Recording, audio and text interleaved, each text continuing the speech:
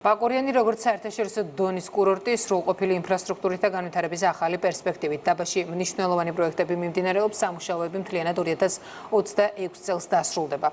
ინფრასტრუქტურული პროექტები გრძელდება ხაშურშიც, სამუშაოებს ინფრასტრუქტურის მინისტრი გაეცნო. ანა შეპკინეს რეპორტაჟი.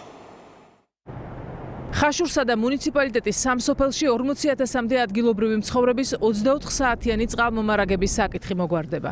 ეს კი იმას ნიშნავს, რომ ბაკურიანში 15,000 აბონენტი 24 საათიანი წყალმომარაგებით ისარგებლებს. სრულიად ახალი ინფრასტრუქტურა ეწყობა დღეს ქალაქ ხაშურშიც.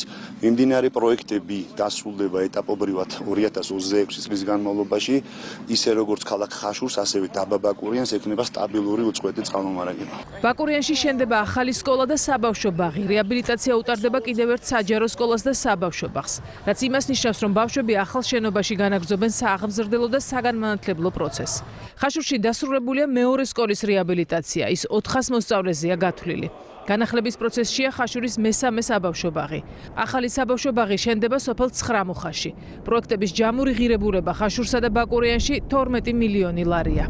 მიმდინარეობს 150 ბავშვზე გათვლილი საბავშვო ბაღის მშენებლობა და უკვე დამთავრების ფაზაშია. ძალიან მალე ბაკურიანს შეემატება თანამედროვე სტანდარტებით აღჭურვილი ახალი საბავშვო ბაღი. ინფრასტრუქტურულ პროექტებს შორისაა ბიატლონის ახალი ტრასაც, რომელმაც უკვე უმასპინძლა 2025 წლის ევროპის ზამთრის ახალგაზრდულ ოლიმპიადას. ზამთრის სეზონის დასრულების შემდეგ ტრასაზე ასფალტის საფარი დაიგო, რაც ზაფხულში სათხილამურო ტრასით სარგებლობის საშუალებას იძლევა. პროექტები მოიცავს ისეთ მიმართულებებს, როგორიც არის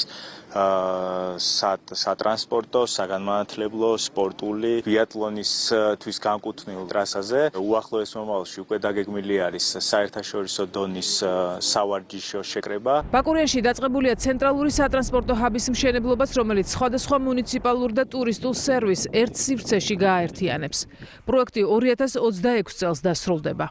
ეს ჰაბი მოიაზრებს თავის თავში ბაკურიანის განვითარების სააგენტოს დაქვემდებარებაში არსებული საზოგადოებრივი ტრანსპორტის, სპეცტექნიკის, დასუფთავების მანქანების განთავსებას. აღნიშნული ინფრასტრუქტურული პროექტების დასრულების შემდეგ გაიზრდება ტურისტული პოტენციალი, შესაბამისად ადგილობრივი მოსახლეობა მეტ სარგებელს მიიღებს. მნიშვნელოვანი პროექტები ხორციელდება ბაკურიანის ტურისტული პოტენციალის გაზრდის და გაუმჯობესების კუთხით, თუმცა გარკვეული პრობლემები არის დამსვენებლებთან მიმართებაში, გამომდინარე იქიდან, რომ აქტიურად მიმდინარეობს სამუშაოები, მათ გარკვეული დისკომფორტი ექმნება, რისთვისაც მინდა კიდევ ერთხელ ბოდიში მოუხადო ყველას.